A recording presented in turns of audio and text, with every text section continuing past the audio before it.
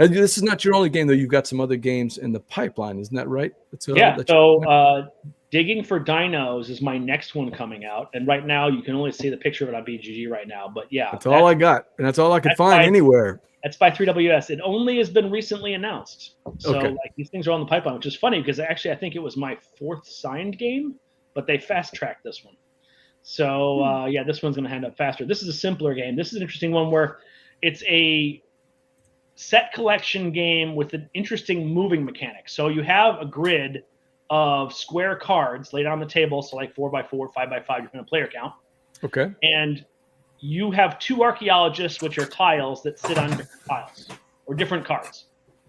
When you move them, they either have an orientation of orthogonal or diagonal, and the back side is the opposite. So if it's orthogonal on the top, you can move it orthogonally, but when you move it, you flip it, so the next time it moves, it has to move diagonal. So you got this kind of interesting zigzag puzzle to get to the cards that you want. Okay. Also, as it's sitting there, it's holding a spot as it's digging up the dinosaur bones, right? So it's actually blocking opponents from going in those spots. And then when you leave it, you take the card and you replace it with another card. So you're trying to collect sets of different dinosaurs and try to get them all in clusters and groups and stuff like that, and actually finish a skeleton. And that's the game. How'd you get to the dino theme from there? Was it? I'm curious about that.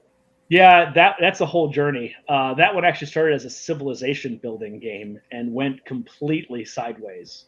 It was about resource collection and those whole different things. And I had stacks of cards where like it was earlier civilizations and then digging down to get to older civilizations and stuff like that. And one of the guys said to me, he's like, "You're digging. Why are you building civilizations? You should just be archaeologists or paleontologists." And I was like, "You are so right. I'm so dumb. You're going down anyway. Go ahead and make it thematic for digging down." All right, changing up to dinosaurs, and then that's what went from there. Yeah, and then it worked from there.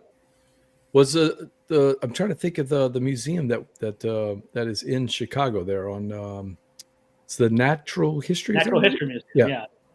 How many trips to the Natural History Museum after that was involved in oh no, I'm well acquainted with their collection. I didn't need to go visit again.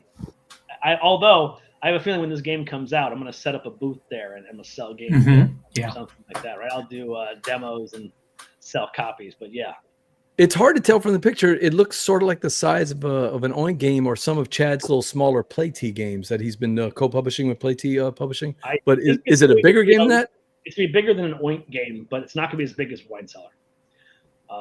But we'll have to see. I mean, I have not seen a pre-production copy of it yet, and they're still working on the art for it and stuff like that, but to just have the cover. But yeah, it's nice to at least have the cover out there to tell people that it exists, because otherwise I would have nothing. So that's Digging for Dinos. It's 2 to 4 players, and you have a timeline for that one? No idea. No idea. Yeah.